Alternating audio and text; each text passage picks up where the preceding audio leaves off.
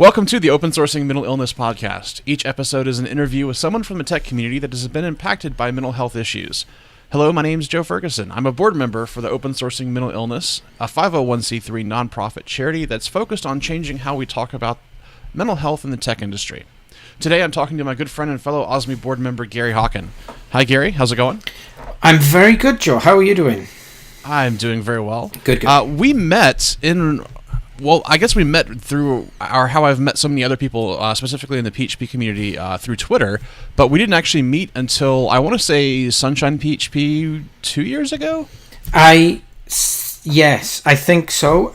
It may well be, as you know, with these kind of conference-type things, that we actually met before that, but only said hi and didn't really kind of hang out and get to know each other, which happens quite often, right? But we certainly... hang out and had conversations and actually spent some time together. I think that the first time we did that would have been Sunshine PHP. I agree. Right, and we also have joined forces with Ed Finkler in OSMI. You and I are both board members on the nonprofit. We are. So we are responsible for the official monster that Ed has created with open sourcing mental illness. Indeed. I mean, I'm incredibly proud to be able to say that, you know, not only are we both volunteers, because of course being on the board makes you a volunteer as well as being on the board, but also on the board. It's amazing to think really that you know, this amazing organization that is doing so much good for everyone in the community, and particularly people like myself. That I can be involved in that thing, which is amazing when you think of it. Yeah, I was really, as I've said on the podcast before, I was really taken aback by seeing Ed talk in 2014 at PHP Tech, and that's really kind of when I got involved and really wanted to push Ed to do as much as we possibly could. And I've had my own struggles with mental health. What was it that drew you into wanting to be involved with OSMI? I think I saw Ed speak. I think he gave his open source and mental illness talk at it would have been I'm going to say 2014 True North PHP. I'm not 100%. It may have been a year later. And as you know, these events tend to kind of all blend into one. But I saw Ed talk, and I mean, realistically, I'd been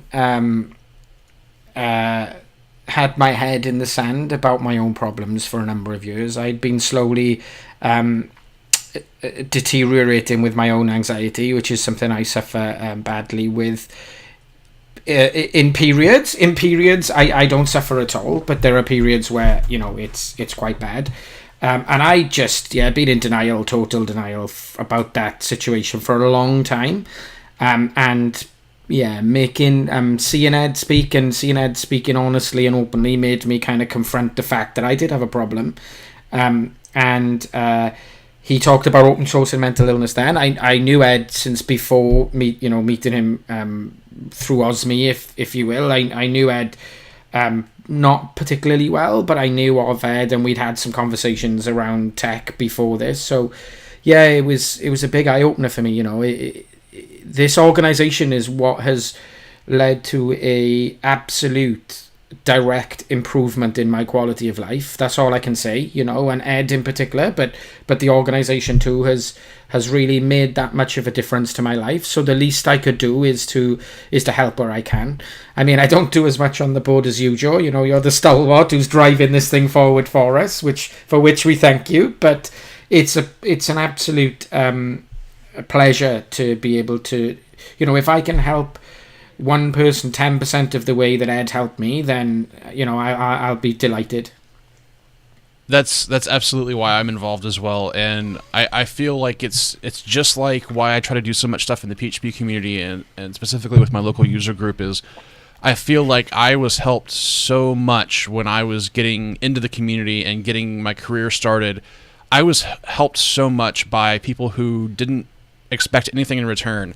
And like Cal Evans talks about a lot, if you've ever heard him speak, he always talks about you owe these people a debt. Now, it's not my job or anybody's job to ensure you repay that debt, but it's your responsibility to find a way to repay it the best way you can. And the best way I've found is to pay it forward in terms of going to conferences, speaking at conferences, speaking about what I've learned and the experiences I've had. And I guess my role in OSMI is trying to take some of the community building and nonprofit management that I've learned by doing local stuff here in Memphis and applying that expertise, if you will, and I use that term very loosely when it comes to my abilities in terms of management, but just trying to give back to what Ed's doing and supporting him. And like you said, if I could do 10% of what he's done for me to somebody else, or if I can bring somebody else or raise their awareness to what I was completely blind to, and like you said, had my head in the sand. I mean, I sat there outside the room at PHP Tech. It was one of the evening events where they had a mental health prompt panel that they had. They had Ed and a bunch of other speakers there. The MH Prompt, Mental Health Prompt, was the organization, I think, that helped organize that. And OSMI wasn't really, I mean, it was a thing then, but it wasn't an organized thing. It was still Ed saying, hey, I want to talk about this stuff. And people were just like, that's really awesome. We want to let you talk about that stuff. So that's, sitting outside of the packed room and hearing Ed speak, and Patty Ferran was another speaker that really kind of gave me a lot of insight into my own issues. And I was just going down almost a checklist of what Ed and Patty were talking about in terms of, the issues I had, the anxiety, the depression, and I didn't even know what it was at the time. I didn't know that I was depressed, and it was eye-opening. And I came back home from that conference, and I sat down with the wife and talked to her, and I was like, holy shit, all of these things. And she was like, yep, that's what I've been telling you, but you kind of have to find that stuff for yourself, right? It's kind of like, I don't know, I mean, maybe you can relate to this, maybe you can't, but in terms of me getting help and realizing that there was a problem, it took a lot for me to get my head out of the sand and realize that yes, that was a problem, because I was just too blind to it. And not that I felt like I couldn't be depressed, or I just felt like the stuff that I was dealing with was too first world problems. I felt like I was too privileged to be sick in any mental health or whatever. Yeah. So I don't know. I couldn't agree with you more. And I have to say that when you start talking about this stuff to people who are in similar situations or the same situation as you, I think the phrase "I couldn't agree more" is used a lot, because that's the whole joy for me of this organization, is realizing that people are going through exactly the same thing you're going through, or a very similar thing to you're going through, and being able to talk to people about it is something that has really been important to me. I talk in some of the talks I do when I talk about my upbringing and where I come from in life. I don't talk about this stuff to my let's just use the phrase real life friends, even though that's a horrible phrase. But the friends who I see day to day, who I've grown up with, there's still a huge stigma around discussing this stuff. There's a few people who I've mentioned it to and who, will say the right things, but there's not a lot of comfort in discussing this stuff with friends and family at home, to be honest. Whereas when I feel like when I'm in a tech conference around people who are volunteers for OSMI, or who are aware of it, or who have shown public support towards the organization, I can just talk about this stuff, and it makes a massive difference to me. It really makes a huge difference to me, knowing there are people who I can talk to, who understand, and that's kind of the big deal. That's one of the reasons I was in denial, is because of the way that I was brought up, in the area that I was brought up. You just don't talk about these. We're British, stiff upper lip, get on with it, pull yourself together. That's the mentality, and it's completely wrong. It's awful, but it is the mentality. Right. And I think that comfort level is there once you once you kind of like, it's like going to a tech conference, and like specifically like going into a PHP conference, you know, all the other attendees, you have this language in common. So the icebreaker is already done for you. It's like, hey, what do you do with PHP? I mean, the veil is already lifted. When you come up to somebody and you're representing OSMI, or you're talking about OSMI, or just sitting at the table, people will approach you out of nowhere and say, hey, I just want to find out more. Or somebody at a conference I was just at came up to me and said, hey, I wanted to know if you guys do anything or deal with anything specifically about addiction. Yeah. And I waited, and he waited specifically until nobody else was around, because he knows there's a huge stigma around addiction and mental health, just like there's a mental health stigma. And it's reassuring that we, just by having a booth at a conference, can provide that kind of not really familiarity, but that level of comfort to somebody, to allow somebody to approach a total stranger about that kind of topic and try to find help and support. And I think that's what I have found in OSMI, because I wouldn't be talking about this stuff with my family or my friends if I wasn't involved with OSMI. I mean, I wouldn't even know where to start. I wouldn't know how to talk to anybody about this. But because I'm involved in OSMI, my family has started talking to me about it more and more, and it's opened up my family's eyes a good bit to mental health issues and dealing with that kind of stuff and being aware of it. And it's just really, really eye-opening and comforting that, I mean, it feels like I have a different, and maybe it's I'm not trying to say that I have a different upbringing. Obviously, we both have different upbringings, but I feel like I have the opposite feeling of how I can discuss this with my friends and family, because they know I'm involved with it. But if they didn't know I was involved with it, I would, just like you said, it would be a real struggle to try to figure out how to start that conversation or have that conversation. But because I'm involved with it, a lot of my friends will come to me like privately and say, hey, I'm having issues with this. I get where you're coming from. I appreciate what you're trying to do. And that's very rewarding, to be able to find that connection with somebody that I just know socially from the local tech community. And that's essentially, I'm going to throw him under the bus, but Jason Charnes, who is a great Ruby guy locally in Memphis, and he's done some mental health speaking about for the mental health prompt, and he's gone to conferences and spoken about his experiences. And he was one of the first people that, when he found out I was involved with OSMI, he kind of reached out to me, and he was like, man, that's really awesome. I'm glad you're doing it. This has really helped me out as well. And finding that common ground to be able to talk with people in meet space or in real life, whatever you want to call it, has really helped me kind of find my comfort level in talking to people about my own issues. And this podcast, like I was just telling Ed earlier today, that this podcast has also helped me. I feel like at any minute I'm just going to break down into a crying mess talking about the issues that I've struggled with. So if that happens, I'm terribly sorry. But I warned Ed. I was like, this may happen. We may have to scrap that episode. I don't know that I could actually release it, but we'll see. Sorry, go ahead. I'm absolutely laughing at you there as well, so I guess that's not going to help your, your fragile mental state at the moment. This episode is done.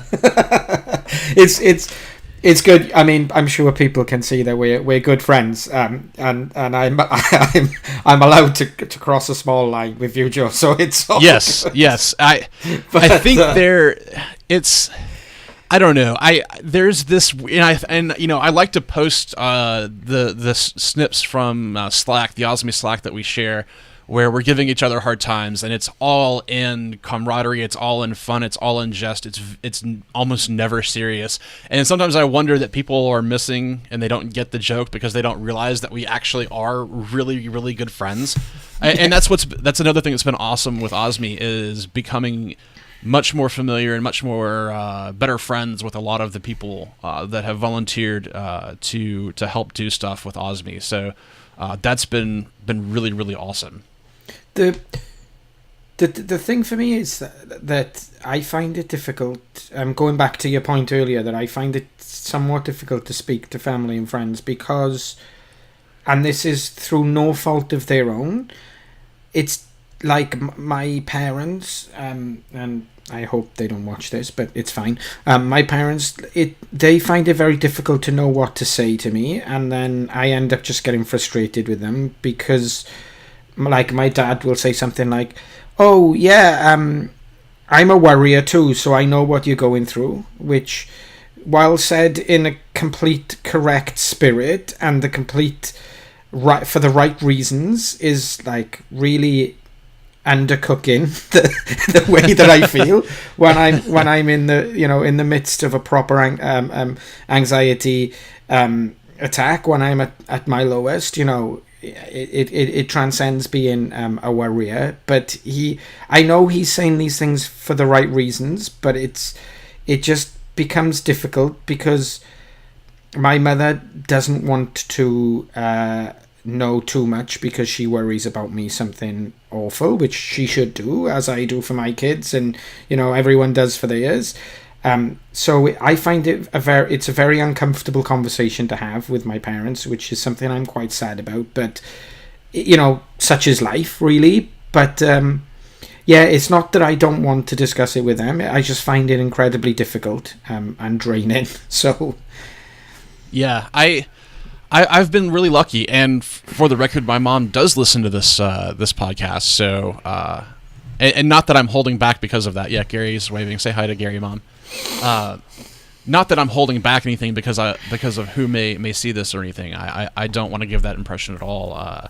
But yeah, my family has been really awesome about it and understanding. And while they don't necessarily get it, they understand, and they're definitely supportive of everything I've done. And my mom works for a local church organization, and they actually have a mental health support group, and I've been passing a lot of the OSMI resources over to them, and they've been distributing them as well. So that's awesome to have this close to home as well, especially in Memphis, where there's not a lot of mental health support or opportunities to get help in a public way, or where there's a lot of public discussion about it, just because of that stigma, and that's even transcending just the tech community where we focus. That's just society at a much broader and open level. So that's a whole other problem that I won't try to tackle in a podcast. No, I hear you. It's strange. Yeah, I've had some people who I know, who follow me on Twitter, who are friends or friends of friends, who I'll see now and again, will have said to me, "Oh, why are you doing this? You do a lot of tweeting about this mental illness charity. What? How are you involved? Why are you involved?" And I'll be completely honest and say, "Look, I blah blah blah. I suffer with this. I suffer with that." And people are amazing, because they're like, "Oh, I never knew, blah blah blah." But I still find it much easier to talk to people who I've met through the tech community, which is incredibly strange when you analyze it that way, but makes a lot of sense in another way. I think it's the familiarity based on the already known and understood common interests, because I feel the exact same way. I feel like I could go up to anybody in the PHP community and start talking to them about OSMI, just because we have such a great presence, whereas somebody from the Python community or Ruby community, it may not be as easy of a contribution or a exchange or conversation, but it would still be, we still have that shared interest of programming, so there's still common ground. And I think with somebody off the street, that's much harder to do, and especially at a local level where you're just at a shop and trying to do shopping or something, and it's like, "Have you heard the good word of OSMI?" And people just look at you weird, as they probably should if you do that. So don't do that. I think I quite like the idea of doing that. I mean, yeah, that sounds intriguing. No, it's strange, because a lot of, the word open sourcing in the OSMI is kind of the key there, really, isn't it? Because we are used to collaboration, and we are used to people giving to open source projects without expecting a lot in return. There is, I don't like to say in the development community, because I would suspect that it's a minority of the development community that participate in open source. Certainly in PHP we have a very small minority that would be aware of and using the open source sort of mantra in that they'll be contributing and consuming open source packages, but even if you're only like consuming OSMI rather than contributing back, it's fine, because there's this expected social contract in open source that, you know, these people are doing it for the good of the community, and that is kind of why we'll always be kind of linked to a development community, rather than me being able to set up a stand in my local my local supermarket and start collecting money. But, you know, that's a good thing, because it means that all the things we've discussed about familiarity and all that stuff is really important to the organization, right? Yeah, and I think that's one of the things that confuses people when they first see us at a conference, or they first see the organization, is they come up and they don't understand how you open source something like mental health. And you kind of have to explain, well, it's the open source principle where we share everything we do as much as we can with anyone who's interested, and we're just doing work to talk about mental health issues. And the first thing I always come back to is, well, we have these 3 handbooks that we did, and with the support and help of a couple different doctors. We give that away for absolutely free. You can go see the source, how we build our files. It's all on GitHub. You can see as much of our website and internal tools that we use. We open source that as much as we possibly can. We share all of our research that we do from our surveys, which that's one of the things that we have coming up. We need to start working on for 2017 is the 2017 Mental Health and Tech Survey. We put all of the results from the previous, I think, 3 or 4 years of data that we have. We put it all on Kaggle, which is a open source data science platform where anybody who is interested can go and download our data and do all kinds of analysis. There's a gentleman who has written a couple different blog posts on our data, drawn a couple different interesting conclusions based on our data. So it's really cool to be able to see that open source principle in alive and well, and working out very well, because it's just like building a PHP framework and then putting it out there and seeing somebody else take it and do something really cool with it. It's essentially the same thing that we're doing with our data, and seeing somebody else create pretty graphs and do all kinds of analysis and stuff that I wouldn't be able to do myself, but I know how to collect survey data and get it onto a platform where somebody can analyze it or do something with it. Exactly. Yeah, it's kind of key that we know our limitations. I think that's fundamentally a good thing, obviously. Yeah, I'd be interested to see the results of the mental health and tech survey this year and how things have changed. I'm really interested to see if the problem is obviously that our pool of survey. The people who complete the survey is kind of self-selecting, so it would be nice if we could get some more exposure. So if you're listening to the podcast, and if you work for a bigger organization, or if you have substantial Twitter followers, or if you have any platform, and it's not all about financial donations to OSMI. If you can get more people taking the survey, that's a really big deal for us. That is a really big deal for us. Getting more eyes and more completed surveys is really important. Right, and it's not just about how big your platform is either. It's every follower that you have may not be someone who's ever heard of OSMI. So even if you have 2 followers, that's just more exposure. And most of the time, you're not going to be able to look at somebody and say, oh, you obviously have mental health issues. Here's a link to OSMI. Go help yourself. You can't see the people who are sick with mental health issues for the most part. Depending on the severity. But most of the time, it's your neighbor. It's a family member. It's a friend that just doesn't know how to express that they're sick. And so being able to share that, especially on social media, on a platform where you can just throw it out there and whoever wants to consume it can consume it, is definitely helpful. And that's where we've gained a lot of traction. And it warms my heart when I see people who I wouldn't normally associate with mental health issues donate to the organization, or retweet us, or talk about us. It's really awesome to see people, especially in the different tech communities, start talking about this. When we started working on our fundraiser this year for 2017, we tried to get out to a lot of different communities to find stuff to incentivize people donating. and give away. And we got outside pretty well of the PHP community, which was awesome. I mean, obviously the PHP community is where a lot of us live, but it's greater. The problem is greater than just what's in the PHP community. So we definitely have to step up our outreach, and that's part of the goals of the organization, is to step up that outreach and really make it more tech focused. Yes. Is where our priorities are, not just the PHP community. And we've always been really good about that. Ed has gone to a ton of conferences and given talks, a lot of non-PHP conferences, a lot of non-PHP user groups have had Ed come speak, and hopefully this year we'll be able to do even more of that. Yep, and I mean, obviously, because we've come from the PHP community, the not all of us on the board actually, but myself, yourself, and Ed have come from the PHP community. It's easy for us to stay where it's familiar and safe, but that's definitely not the intention. So Ed currently is unavailable to speak, given his Stronger Than Fear talk in Europe. So we'll be having a blog post published soon. I might as well mention it here as well, that I'm available to give that talk in Europe. So if there's any conferences inside of the tech community, or if you want me to come and give it at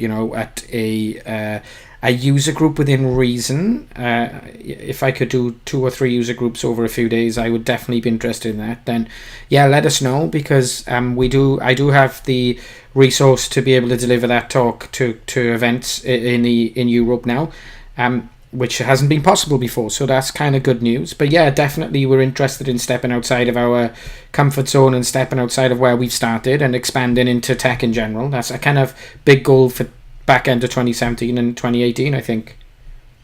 Yeah, I've started working on a talk that is my own version of how I kind of found OSMI, and it's not necessarily just a copy and paste of Ed's Stronger Than Fear talk, but it's my own take on it, and I've started pitching that to conferences, and we'll see. So I have to contend with Ed though, and Ed's probably submitting to the same conferences I'm submitting to. So obviously they're going to take Ed over me, but we'll see. You know, it's all about getting more people to go and speak about this openly. And we've had a lot of great support from conferences, Lone Star PHP, PHP Tech, Midwest PHP, almost any conference in the PHP community where Ed and I or yourself is going to go speak, they're almost always open to letting us have a table or place a banner or put out stickers. So we've had tremendous support from the community, and not just PHP conferences, but a lot of different conferences have helped us out in that regard.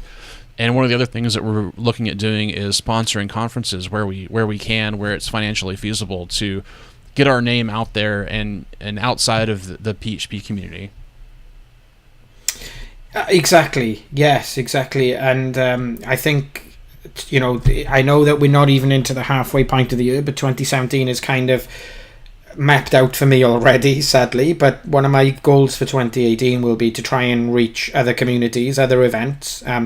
Luckily, I'm very lucky working at JetBrains, where I have other developer advocates who are in other communities, so I have resource to be able to speak to these people and find out which conferences I should be submitting to, and finding out which conferences maybe Ed or yourself can submit to outside of the norm, because it's important for us to get outside of our smaller circle at the moment and into the wider community. If anyone is watching or listening and is interested in getting someone from OSMI to speak at their conference, please get in touch. We may be able to help financially if you're a smaller event and you don't have a big budget to get someone to fly in. If you want us to speak and you can cover costs, I mean, that's the holy grail for us. So yeah, definitely get in touch. That's the dream. That's the dream, absolutely.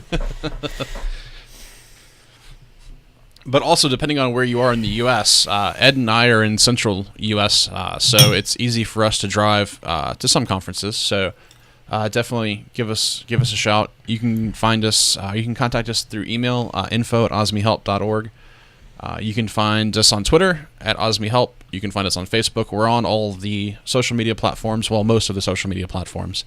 All these small instances and new things popping up. We can't cover them all, but you can find us on the major platforms.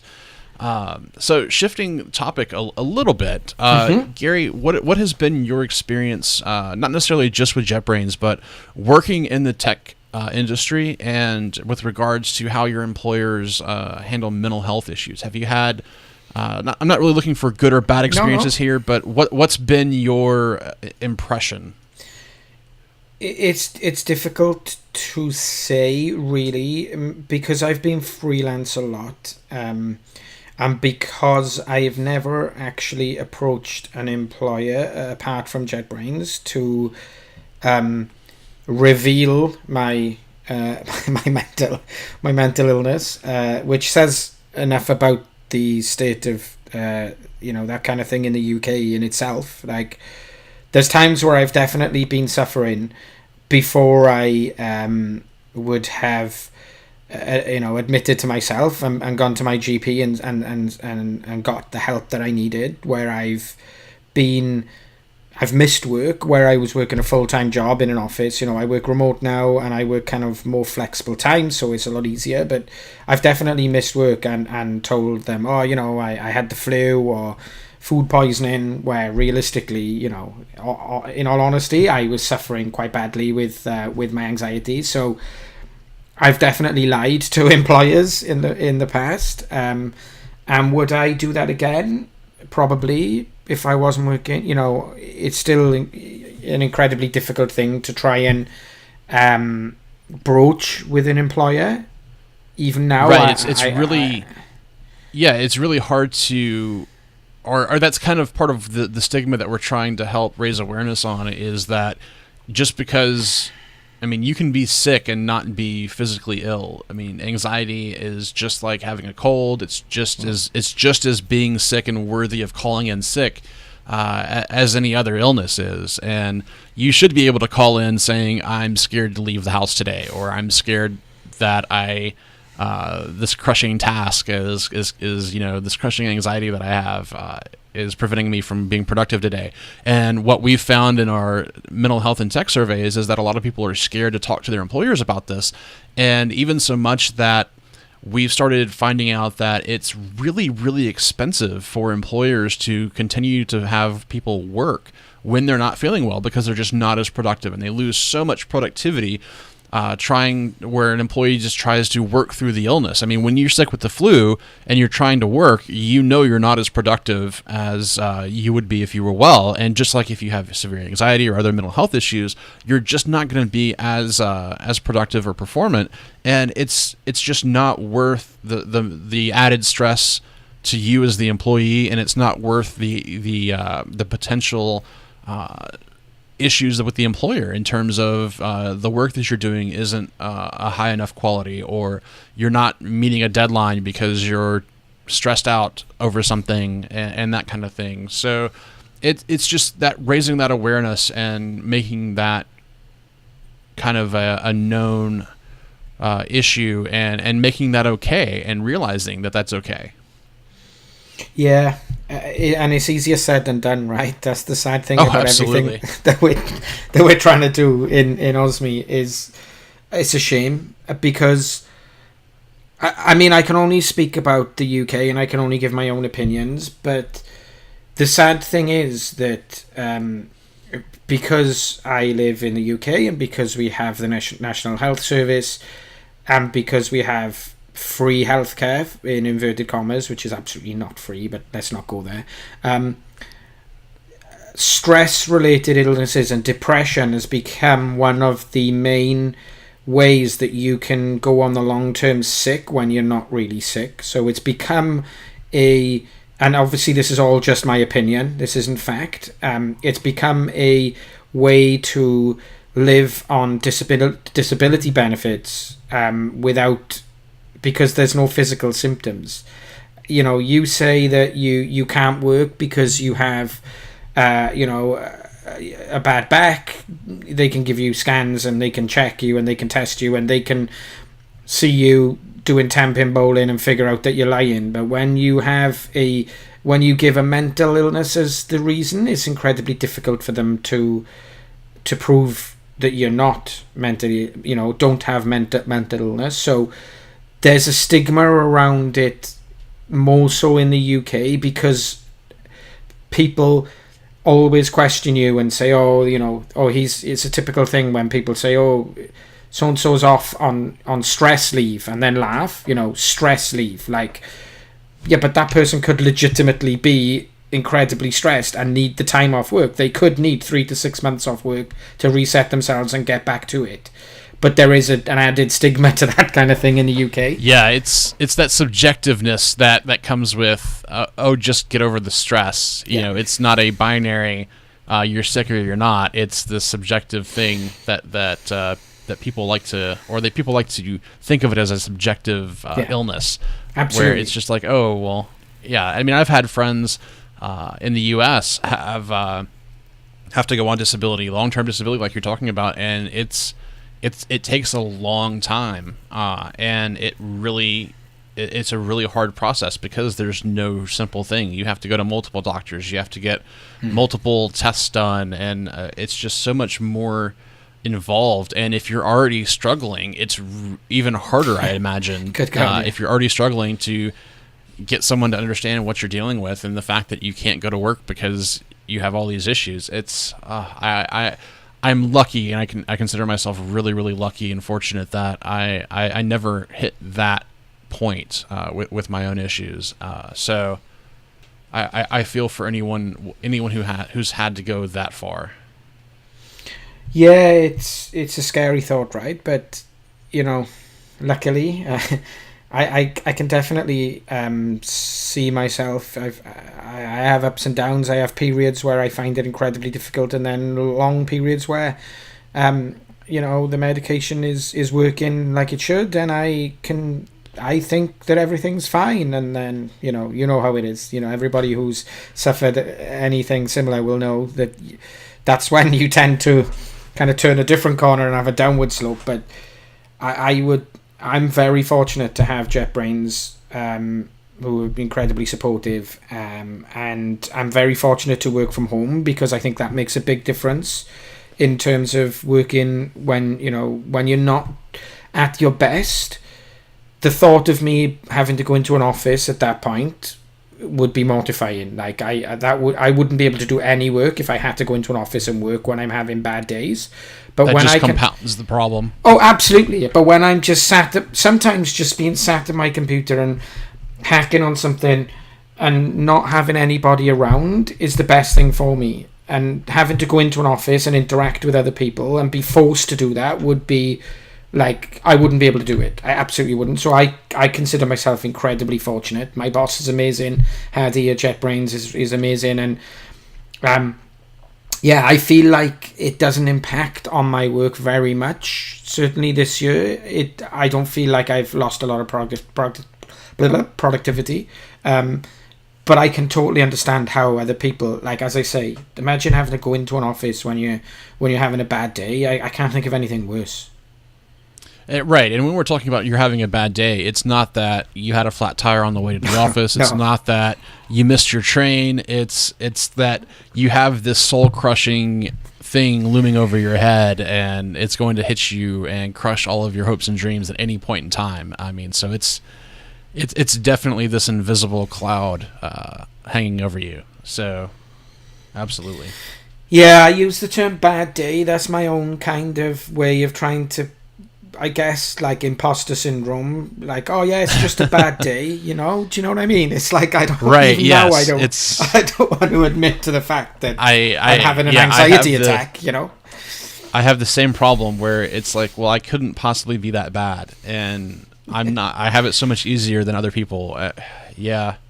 That's definitely related to imposter syndrome for sure. It's a weird way for that syndrome to raise its head, but it's definitely fact. I constantly mitigate the severity of what I deal with, constantly. I constantly think, it's okay, other people have got it worse. I have family members who have like severe mental illness, which, I look at them and I say, oh yeah, what I'm dealing with is nothing compared to them. But yeah, it's your own day and it's your own life, and it's whatever is causing you to struggle and suffer is equally as important as what anyone else suffers and struggles with. So that's important to remember, I think. Absolutely. All right. Well, thank you, Gary, for taking the time for joining me on the podcast. Is there anything that you would like to plug? Any product, any service, any? I will just plug my gaming podcast, Jerks Talk Games. You can find all the episodes on jerkstalkgames.com. You may find the 40-minute episode I recorded just before this, but with the audio completely garbled. So, yeah, let's hope that's worked. But yeah, that's all I like to plug. That would be nice. All right. Well, thanks a lot. Thanks for listening. We'll catch you next time.